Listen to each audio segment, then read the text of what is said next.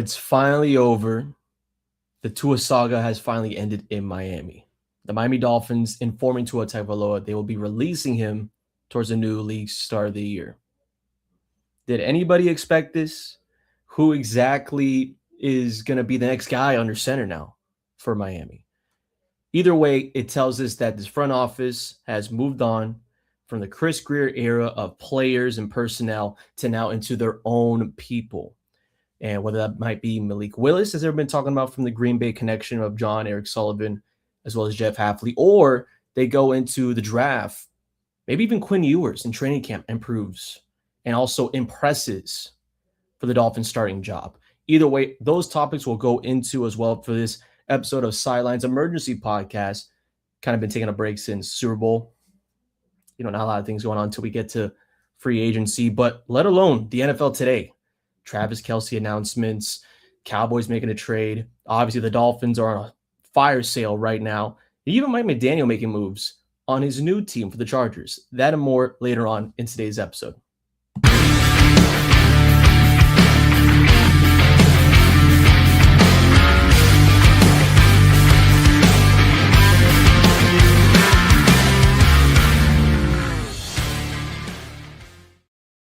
So welcome again to Sideline. I am Brandon Hernandez, your host, and this is going to be one of those episodes where we're talking revamp and finally something that was written on the walls non-stop throughout this entire offseason, let alone the middle of the Miami Dolphins season.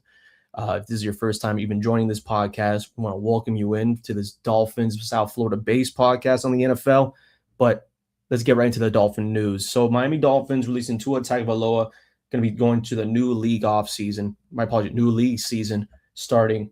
And this will be worth of a $99 million hit in dead money. It's an NFL record. The Dolphins taking on $99 million, and Tua Tagovailoa paid 4 times as much as Dan Marino throughout his entire career, over $200 million. And within 1 year of signing that deal, he's gone. I don't know how many interceptions throughout his entire career with the Dolphins he's had.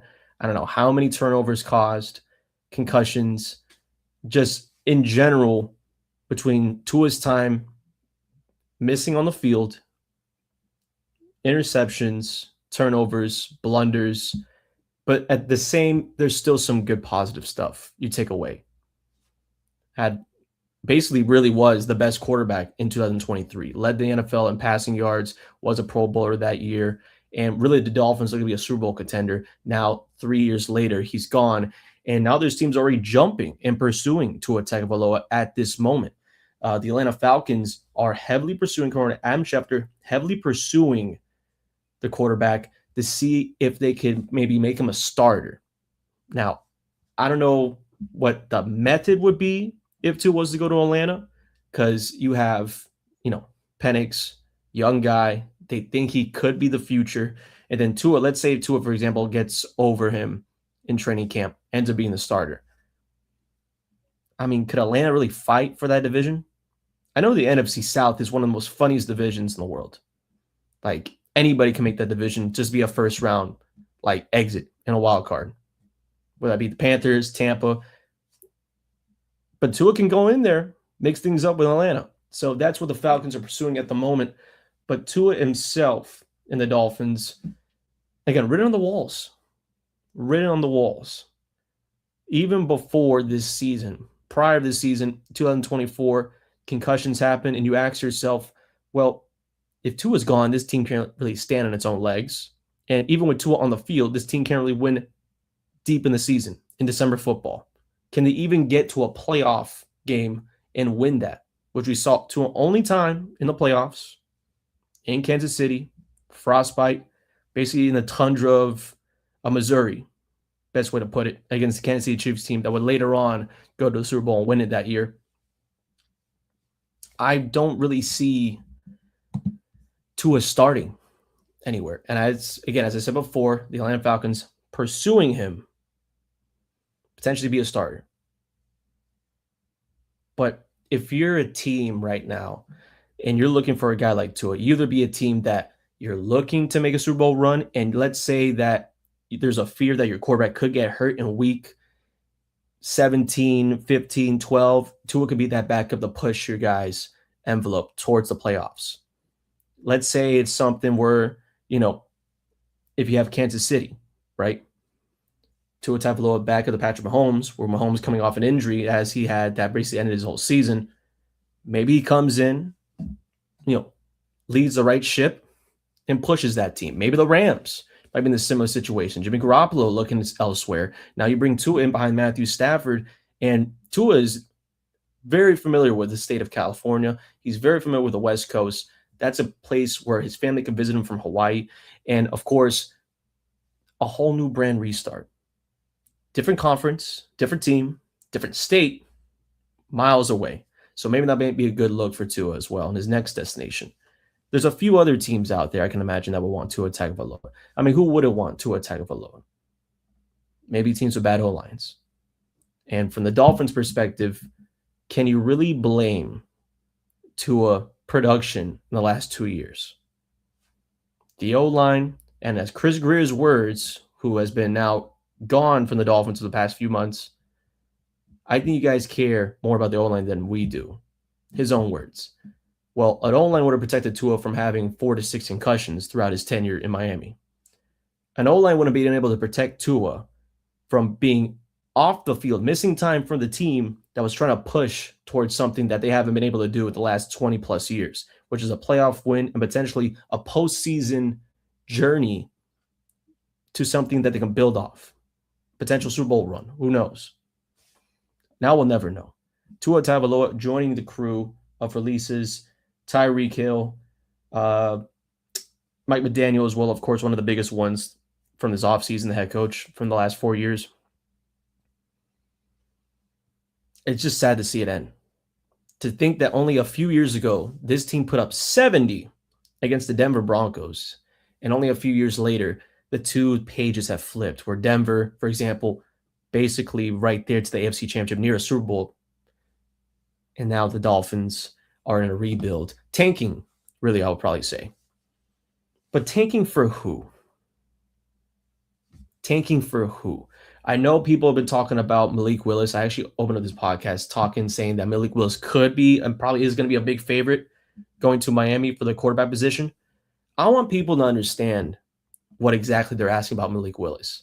He came in when Jordan Love was injured, played amazing, great stats, kept the boat afloat in Green Bay. But again, this is Green Bay.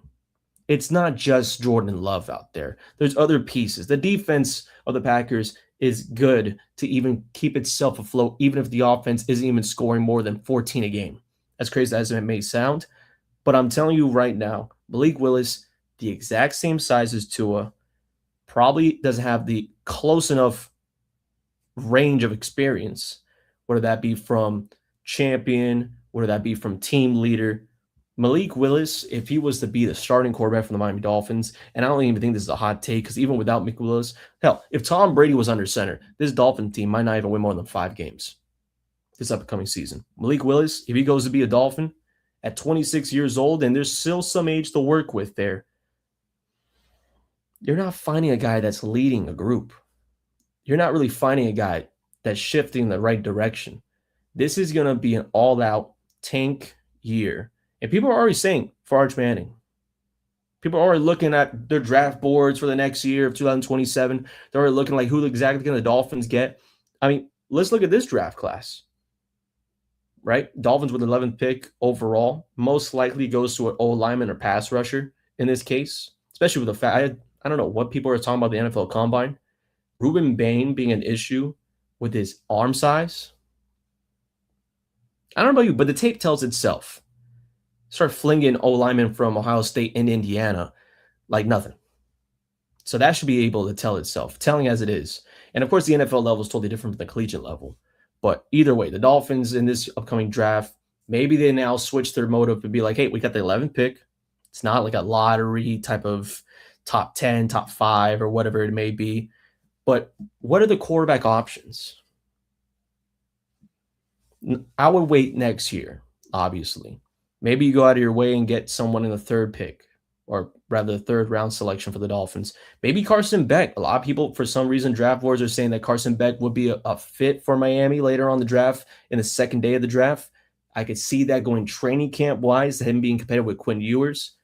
And would that even be the better option? A young guy from the draft, or you go into your own room and you find yourself with Quinn under center? I believe that Quinn Ewers is able to adapt well to this Miami offense. Obviously, it was very similar to what they played in Texas when Mike McDaniel was there. But now we have Jeff Hafley. Hafley may be just like flipping the script. Obviously, a lot of time for Quinn throughout an entire offseason to learn this new offense. But is it going to be enough where it's like, okay, we can build off of this? I believe so. I think Quinn has the ability for it. I think the man can take hits in the pocket. I think he can lead in that sense. We've seen him before in a deep level at Texas. We've seen him before as well in his small, 3-game sample size throughout the regular season. I can see more of Quinn Ewers than a Malik Willis leading this Dolphins team in 2026, 2027 season. Now, in the sense of what's out there, you want a veteran? Let's say they want veterans. Fine, no problem. This is really a quarterback-hungry free agent market right now. You got, and I hate to say it, but again, it's a South Florida kid. It's being reported out there. Geno Smith, of the Las Vegas Raiders, one-and-done season, basically. He is now saying that his desired destination is the Miami Dolphins. South Florida kid. I can see it right now. There's not a lot of South Floridians out there that even want, from the NFL's perspective, to come down to Miami for some reason, because there's no real Miami hero in South Florida. A lot of people talk about when the Baltimore Sun was reporting in a column that Lamar Jackson preferred destination, if traded, was Miami. So Miami is going to be a destination where the Dolphins can be like, yeah, we can find a veteran, no issue. Geno Smith, I'm not opposed of it. I feel like it was more like a situation of the Raiders' personnel on offense was just not right for Geno Smith, because we saw him ball out in Seattle. So maybe it's just the fixture of who you have on that team. But then going to Raiders to Dolphins, how big is that shift? How big is that change? I'm not saying the Dolphins are going to be worse than the Raiders or vice versa, but is there going to be a big shift where Geno's going to be having better numbers, is in a better situation? Because again, this is another tanking team. And this time, they're acknowledging the tank. It's not like we're going to be mediocre. No, they're going to be bad. They're going to be horrible. So would that even entice Geno Smith, let alone the Dolphins front office, to entice bringing a veteran guy or building from the ground up with whatever young core they'll bring in for the quarterback room in training camp? And then also the big piece of it, Kyler Murray as well. Where will he go? Because even the athletic A's, and I don't even understand it, still open on the idea of him to come to play baseball for them. I mean, going from starting NFL quarterback to major leaguer. I mean, what was he, outfielder? Or some? I got to look back at his tape at Oklahoma. Maybe he was that type of ball player where, like, he could be able to make big bucks in the MLB, playing through 160 games a year. I really don't see it. I don't know how many NFL guys besides Bo Jackson has gone from NFL to baseball with ease. I mean, of course, Deion Sanders, obviously a big example during his playing career. But, man, for Kyler Murray, in a sense of the Dolphins' connection with it, there really is no connection. I can't imagine him being enticed to go play for the Dolphins. I can't imagine the Dolphins being enticed to play for Kyler Murray. So I will put that to bed immediately. Kyler Murray probably going out there to a contending team that's a quarterback away. Maybe Brock Purdy is not all that. Maybe Kyler Murray goes in division and plays for the 49ers. Or maybe he finds himself somewhere where there's a team that is like on the edge of getting rid of their quarterback, similar to what the Dolphins were at, similar to what the Cardinals were at. Maybe they go to, I don't know, maybe New Orleans and figure it out there in that division. Again, a division, as I said before, it's hilarious. It's funny. It's entertaining to watch because, no matter what happens, someone's making the playoffs in that division that should even be considered to even make the playoffs for a wild card spot. You know what I mean? So things like that, I think, will be more fitted for Kyler Murray. I can't give you an exact team, I can only give you like a potential situation to that. So Kyler Murray will probably be out the window. Geno Smith wants to be a Dolphin, but how enticing is that? Not really enticing at all. Not really enticing. Now, the last thing I'll probably say about Tua and reflection of the whole thing, because I'm pretty sure there's going to be said more tonight from our main podcast on Plug Talk Sports later on at 10 p.m. Same network, same socials. You're seeing this now. They'll probably talk more about this, but this will be my reflection because I won't be there tonight because I'll be at the World Baseball Classic. I think when you look at Tua's tenure as a Dolphin, it showed more of a trajectory up than a slanted line. Or, for example, Fitzpatrick, you knew Dolphins were going to go beyond more than 3 years. Jay Cutler, you know that was just going to be a one and done type of thing where, like, okay, here we are. Ryan Tannehill, you know you had a quarterback that can really push yourself to another level in the NFL than just a guy that can, take it and give it every single day. Tua was probably the best quarterback, besides maybe like Chad Penny. There's always going to be a conversation about that. But to me personally, Tua is the best quarterback since Dan Marino to have a Dolphins jersey on. And that's not really saying much. Dolphins have not had a lot of good quarterbacks in the past 20-something odd years. But this is very much, in my own opinion, very true.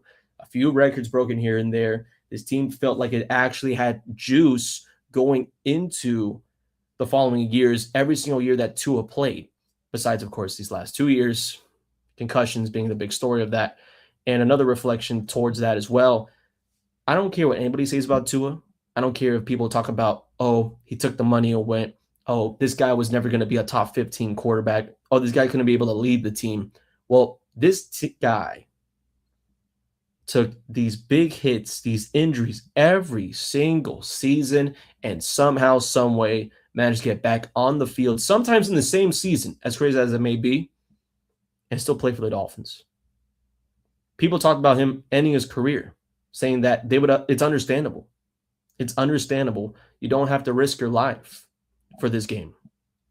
Tua always came back. He came back for the city of Miami. He came back for the Dolphins. He came back for the game that he loved.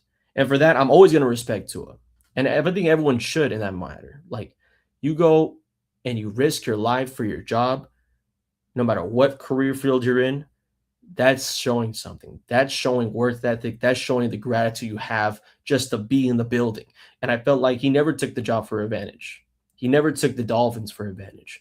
And, maybe some people might say a different thing about some other players. Maybe like people might say that about Tyreek Hill. People might say things about that of some specific guys. But for Tua, guarantee never taking the Dolphins for advantage.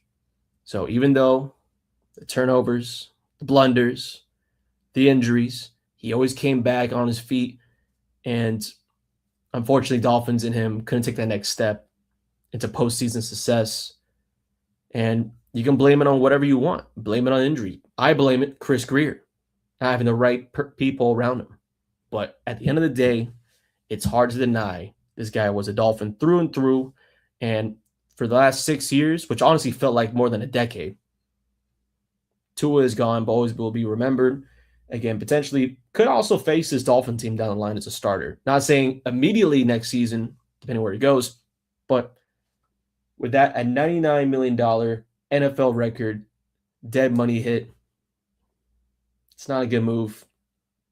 Speaking of not really good moves, an odd one, because I get the rebuild. Minka Fitzpatrick to the Jets for a 7th round choice. And also the Jets going to be paying him, a 2-year, $7 million some deal on top of that. So let me get this straight. You're going to trade your good players away in division to make sure that you're tanking better than the others. Weird strat, but I get it. You want a better draft pick than the New York Jets next season, which I don't even think is even going to happen because, again, it's the Jets, right? They have their own issues. I mean, that could be a whole hour and a half talking about that, from the D-line to the quarterback, obviously, and then you have secondary help. Now Fitzpatrick's in it.